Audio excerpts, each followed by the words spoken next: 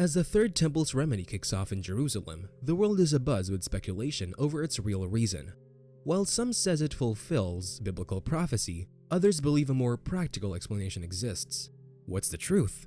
You won't believe it until you watch this video till the end. According to the Hebrew prophets' revelations, in the last days, the exiles of Israel would return to their promised land, and the temple would be rebuilt, as stated in Ezekiel chapter 37 verse 28, "Then the nations will know that I the Lord make Israel holy, when my sanctuary is among them forever." These end-time events are now unfolding before us, the prophetic return to Israel and the third temple. In Amos chapter 9 verse 14 to 15, God declares that he will bring back his exiled people, Israel, and rebuild their ruined cities. In Isaiah chapter 41 verse 9, God confirms that he has chosen the Jewish people and will never reject them. Isaiah chapter 43 verse 5 to 6 prophesies that God will gather his people from the east, west, north, and south and bring them back to their land. Despite skeptics' claims, it is clear from scripture that God always intended to bring the Jewish people back to the Holy Land on his terms. Today, the exiles of Israel are returning to their land, and efforts to build the third temple are underway through the Temple Institute and Temple Mount Faithful movement. Why is the construction of the third temple important? According to Isaiah chapter 8 verse 18, the people of Israel are signs and symbols of the Lord Almighty. Therefore, the Holy Temple was never just a physical structure, but a dwelling place for the divine presence of God. As Exodus chapter 25 verse 8 and 1 Kings chapter 8 verse 11 state, God commanded the construction of a sanctuary so that he may dwell among his people. The related word Shekinah, describing the divine presence of God, is used in rabbinic literature and Bible translations.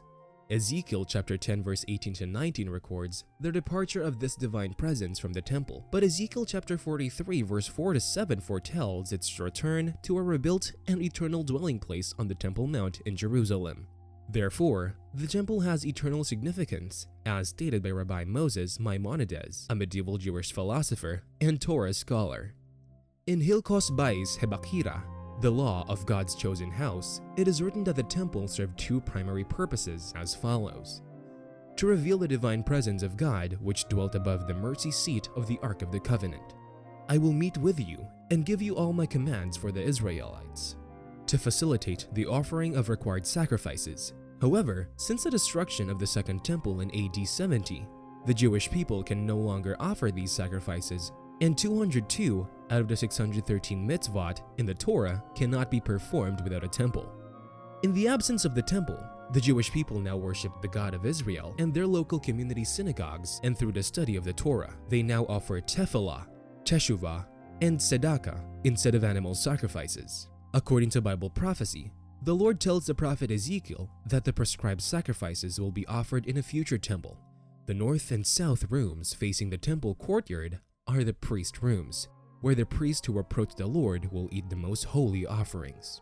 Whether the third temple will be Ezekiel's temple, where the divine presence will once again reside, or whether some other presence will reside in another temple, not just for the Jewish community, but all believers of Yeshua, Daniel, Yeshua, and anti-Messiah, and the third temple.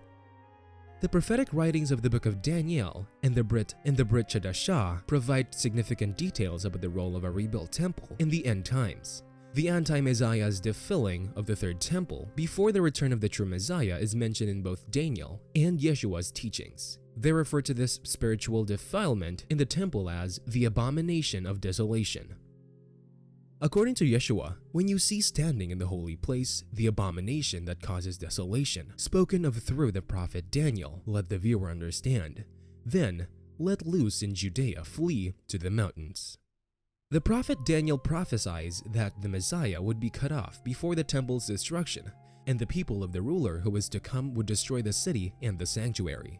And its end will come with a flood. Even to the end, there will be war. Desolations are determined.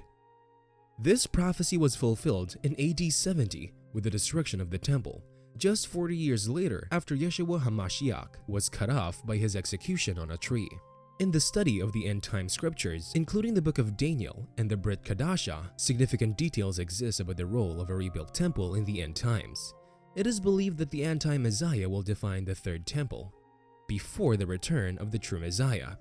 This spiritual defilement in the temple is called the abomination of desolation by both Daniel and Yeshua. So, when you see standing in the holy place the abomination that causes desolation, spoken through the prophet Daniel, let the viewer understand, then let loose in Judea flee to the mountains. Daniel prophesies that the Messiah would be cut off before the temple was destroyed. After the 62 weeks, the Messiah will be cut off and have nothing, and the people of the prince who is to come will destroy the city and the sanctuary. And its end will come with a flood. Even to the end, there will be war. Desolations are determined. It is also believed that the anti-Messiah will confirm a covenant of peace for 1 week, but break that covenant in the middle of the term. According to Daniel chapter 9 verse 27, the anti-Messiah will proclaim himself to be God and oppose everything that is called God or is worshipped, setting himself up in God's temple, according to 2 Thessalonians chapter 2 verse 4. The Temple Institute and the Temple Mount in Eretz Yisrael Faithful Movement are the two of the main Jewish organizations responsible for preparing for the Third Temple and reinstalling sacrificial worship. Other organizations have plans, including pitching a tabernacle-style tent on the mount and building a synagogue in one of the corners of the platforms. What's the reason? Chaim Richman of the Temple Institute emphasizes the importance of building the Third Temple, stating that it's a mitzvah to do so and that it will bring the divine presence back to the world. He also believes that the temple will reconnect all creation and enable humanity to have a direct relationship with God. However, the prophetic writings of Daniel and the Brit Kadasha reveal an alternate reality for the temple in the end times. Daniel describes how the anti-Messiah will confirm a covenant of peace but then break it in the middle of the term and defile the Third Temple, calling this spiritual defilement the abomination of desolation.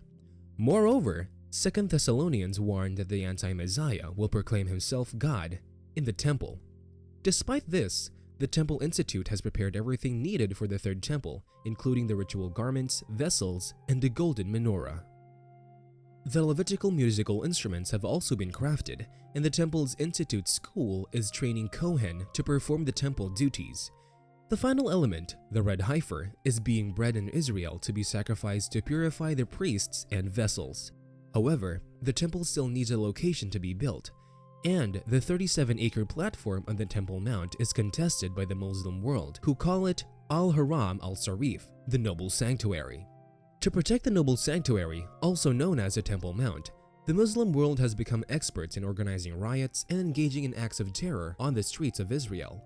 Such violence is often incited by rumors of a Jewish presence on the Temple Mount or any perceived harm to its Muslim structures. According to the Bible, a man who is highly respected, trusted, and honored by both Muslims and Jews will be needed to establish a peace plan that will allow the Jewish people to worship the Lord in a temple on the mount that was purchased by King David. This man's identity is unknown, but it is predicted that he will break the peace plan in what is referred to as Jacob's trouble. However, we can be confident that God is on the throne and in control, as stated in Psalm chapter 121 verse 4. He who watches over Israel will neither slumber nor sleep. The fulfillment of the end-time Bible prophecy concerning the Third Temple will soon come to fruition. Israel was prophetically reborn as a nation in 1948, and most preparations of the temple have only begun in the last 30 years. What do you think of the Third Temple ceremony? Comment below and make sure to subscribe for more.